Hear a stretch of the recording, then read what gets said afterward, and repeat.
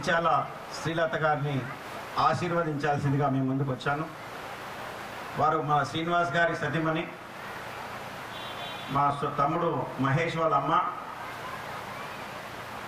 అయితే అన్ని డివిజన్లలో నేను తిరుగుతూ ఈరోజు మీ డివిజన్ కూడా వచ్చిన. మీరు నన్ను ప్రశ్నించవచ్చు, ఎందుకు మేము బీఆర్ఎస్ పార్టీకి ఓటేయాలి, మరి మీరు పోయిన తర్వాత కాంగ్రెస్ బీజేపీలు వస్తే వారికి ఎందుకు ఓటేయద్దని. అయితే నేను చెప్పేది ఒకటే, ఇంతకుముందు బీఆర్ఎస్ పార్టీ ఏం చేసింది, కాంగ్రెస్ ఏం చేస్తున్నది, ఇప్పుడు బీజేపీ ఏం చేస్తున్నది అనేటటువంటి విషయాలు మీకు 4 చెప్తా. దాని తర్వాత మీరే నిర్ణయం తీసుకొని ఎవరికి ఓటేయాలి. బీఆర్ఎస్ పార్టీ అధికారంలో ఉన్నప్పుడు, నేను ఎమ్మెల్యేగా ఉన్నప్పుడు కేసీఆర్ గారు 200 రూపాయలు ఉన్నటువంటి పెన్షన్ని 1000 రూపాయలు చేసి దాని తర్వాత 2000 చేసినటువంటి మాట వాస్తవమా కాదా? అందుకే బీఆర్ఎస్ పార్టీకి ఓటేయమంటున్నాను. ఎన్నికలైన వెంటనే 2000 వచ్చే వాళ్ళందరికీ కూడా 4000 రూపాయలు చేస్తా అన్నటువంటి రేవంత్ రెడ్డి ప్రజలను మోసం చేసిండు కాబట్టి వాళ్ళకు ఓటు అడిగేటటువంటి హక్కు లేదు. అందుకే కాంగ్రెస్ పార్టీకి వెయ్యొద్దు అని చెప్తా ఉన్నాం. మరి 1,00,000 రూపాయల కళ్యాణ లక్ష్మి షాదీ ముబారక్ అసలు ఆ స్కీమే లేదు, మా మేనిఫెస్టోలోనే లేదు.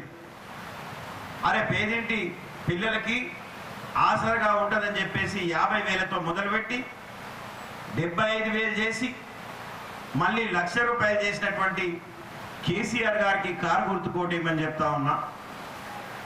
ఎన్నికల ప్రచారంలో మమ్మల్ని గెలిపియండి, ఇప్పుడు వచ్చేటటువంటి 1,00,000 రూపాయలతో పాటు 1 తులం బంగారం ఇస్తా అని చెప్పినటువంటి రేవంత్ రెడ్డికి మోసం చేసింది కాబట్టి ఆయన ఓటు వేయద్దని చెప్తున్నా.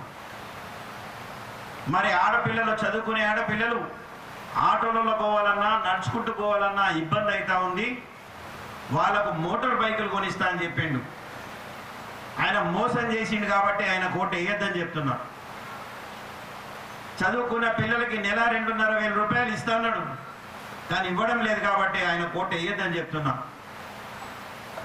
నీతి నిజాయితీగా 24 గంటలు కరెంట్ ఇస్తా అని చెప్పి ఇచ్చినటువంటి కేసీఆర్ గారు ఓటు వేయమంటున్నా. ఉచిత కరెంట్ ఇస్తా అని చెప్పేసి ఇవ్వకుండా మోసం చేసినటువంటి రేవంత్ రెడ్డి గారికి వేయద్దని చెప్తున్నా. సిలిండర్లు ఫ్రీగా ఇస్తా అని చెప్పి ఇవ్వలేను అనేటటువంటి రేవంత్ రెడ్డి ఓటు వేయద్దని చెప్తున్నా. మరొక స్వతంత్రం వచ్చి నుంచి ఈరోజు నిజామాబాద్ పట్టణంలో ఒక కలెక్టరేట్ కావచ్చు, ఇంటిగ్రేటెడ్ ఐటీ హబ్ కావచ్చు, మున్సిపల్ బిల్డింగ్ కావచ్చు, మినీ ట్యాంక్ బండ్ కావచ్చు, రోడ్ల విస్తరణ కావచ్చు, గల్లీలో పార్కులు కావచ్చు. ఇవి మీరు కూర్చున్నటువంటి పక్కనే ఒక పార్కు కూడా ఉంది. మనం కూర్చున్నటువంటి రోడ్డు కావచ్చు, ప్రతి ఒక్కరు కూడా బీఆర్ఎస్ హయాంలో అయినటువంటి మాట వాస్తవమా కాదా అని అడుగుతున్నాం. మీకు స్థానిక నాయకులు కొంతమంది వచ్చి చెప్పచ్చు, ఈ రోడ్డు నేనే వేయించినా అని. ఇది ఎవ్వరి జాగిరి కాదు. ఈ జాగిరి ఏదైనా ఉందంటే అది కేసీఆర్ గారు ఇచ్చినటువంటి నిధులే. వారు ఇచ్చినటువంటి నిధులు నా దగ్గరకు వస్తే ప్రతి డివిజన్లోకి మేము పంపించి డెవలప్మెంట్ చేసినాం తప్ప ఏ పార్టీ నాయకులది కాదు అని ఈ సందర్భంగా నేను తెలియజేస్తా ఉన్నా. మరి ఇన్ని అభివృద్ధి చేసినటువంటి మేము మరి నిజం చెప్తున్నామా అబద్ధం చెప్తున్నామా? మీరంటే కూర్చున్నారు కాదు. నిజామాబాద్ ప్రజలు ఒక నిర్ణయం తీసుకొని ధన్పాల్ సూర్యనారాయణ గారు అనేటటువంటి వ్యక్తిని గెలిపించారు. కారణం ఏదైనా కావచ్చు, నా ముఖం చూసి బోరు కొట్టిండొచ్చు, ఇంకేమన్నా అయిండొచ్చు. నేను అడుగుడు మర్చిపోయినా, నన్ను గుర్తుపట్టిలేదు అందరూ. జో మేరకు పైసాంతే జరా హాత్ ఉంటావు డ్రాయింగ్ అనేది అడుగుదామంటే మర్చిపోయినా. అయితే ఇప్పుడు ఆయన గెలిపి మెయిన్ రోడ్లు అన్ని లైట్లు పోయినాయి, నేను చూస్తూనే ఉన్నా. ఎక్కడ పోయినా చీకటిమయం. అయితే కాలనీలలో కూడా లైట్లు పోతే కాలనీ వాసులు ఆయన దగ్గర పోతున్నాడు. సార్ జర ఎమ్మెల్యే గారు మా దగ్గర లైట్లు పోయినాయి, జర పెట్టేయండి సార్ అంటే, ఓ నేను అధికారంలో లేను, నా పార్టీ అధికారంలో లేదు, నా దగ్గర నిధులు లేవు. మరి ఎట్లా సార్ అంటే, ఇంటికి 500 వేసుకొని పెట్టుకోండి. ఇది పరిస్థితి నిజామాబాద్లో. నువ్వు కొత్తగా ఎలగబెట్టాల్సింది ఏం లేదు. మేము పెట్టినటువంటి 20 కిలోమీటర్ల లైట్లు కరెంటు పోల్స్కి నువ్వు లైట్లు పెడితే చాలు. మేము పెట్టిన 20 కిలోమీటర్ల చెట్లకి నువ్వు నీళ్లు పోస్తే చాలు కరెంట్ ఎండబెట్టబడుతుంది, చెట్లు ఎండబెట్టబడుతుంది, మోర్లు తీపియకపోతుంది, రోడ్లు ఊడ్చకపోతుంది, కాలనీలలో బల్బులు పెట్టియకపోతుంది. ఒకటే మాట, నా ప్రభుత్వం లేదు, నేనేం చెయ్యలేను. ఇవాళ నువ్వే వచ్చి గల్లీ గల్లీలో తిరిగి నా మేయర్ని గెలిపియండి, మేము నిజామాబాద్ని సుందరంగా తీర్చిదిద్దుతాం అంటున్నాం. అంటే నీ మేయర్ని గెలిపిస్తే నువ్వు రాత్రి రాత్రి గవర్నమెంట్ని మారుస్తావా? మార్చలేవు. రాష్ట్ర స్థాయిలో ఉన్నటువంటి నువ్వే ఏం చేయలేకపోతే స్థానికంగా ఉండేటటువంటి నీ మేయర్ ఏం చేస్తుందని చెప్పేసి నేను ప్రశ్నిస్తా ఉన్నా. మీరు ఈ మాట కూడా నన్ను అడగచ్చు. సరే, మీరు అధికారంలో లేరు కదా, మరి మీరెట్లా అభివృద్ధి చేస్తారనే మాట నన్ను అడగచ్చు.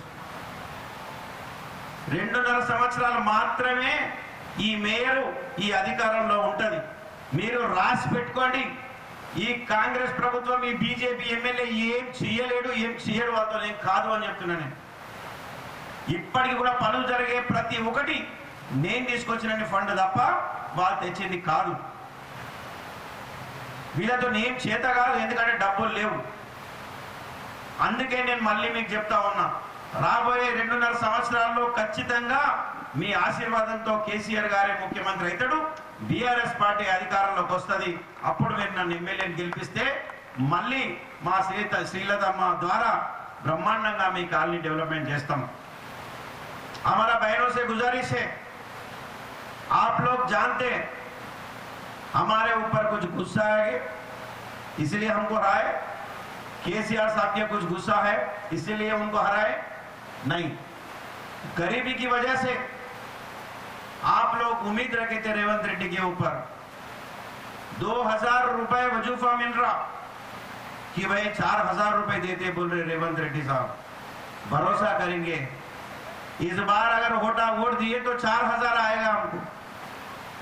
अगर शादी मुबारक में केसीआर साहब 1 लाख रुपए नीयत से जरूर दे रहे, लेकिन ये नया सीएम साहब बोल रहे हमको 1 तोला सोना भी देगा, एक बार डाल के देखेंगे। हमारा बच्चों को कॉलेज जाने के लिए, पढ़ने के लिए स्कूटर दिलाते बोले, एक बार भरोसा करेंगे इसीलिए उनको वोट डाले।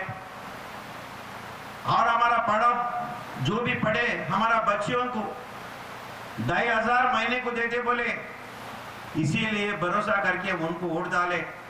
मुझे मालूम है कोई भी गुस्सा से केसीआर साहब के ऊपर गुस्सा से नहीं डाले, इनके बातों में आके इनके ऊपर भरोसा करके आप लोग कांग्रेस पार्टी को वोट दिए, बगल में आप लोगों को धोखा दिए, कांग्रेस पार्टी भी धोखा दिए, बीजेपी एमएलए भी धोखा दिए। बीजेपी एमएलए क्या बोले इलेक्शन में, अगर गवर्नमेंट से फंड नहीं आया मैं धनपाल ट्रस्ट लगाऊंगा, చెప్పిండా లేదమ్మా, ధన్పాల్ ట్రస్ట్ పెడతా, ధన్పాల్ ట్రస్ట్ పెట్టి దాంట్లోకి వెళ్ళి ఇక నిధులు ఇచ్చి పెడితేనే ఉంటానట. ఇప్పుడు ట్రస్ట్ పెట్టలేను, డబ్బులు కూడా ఇవ్వాలి.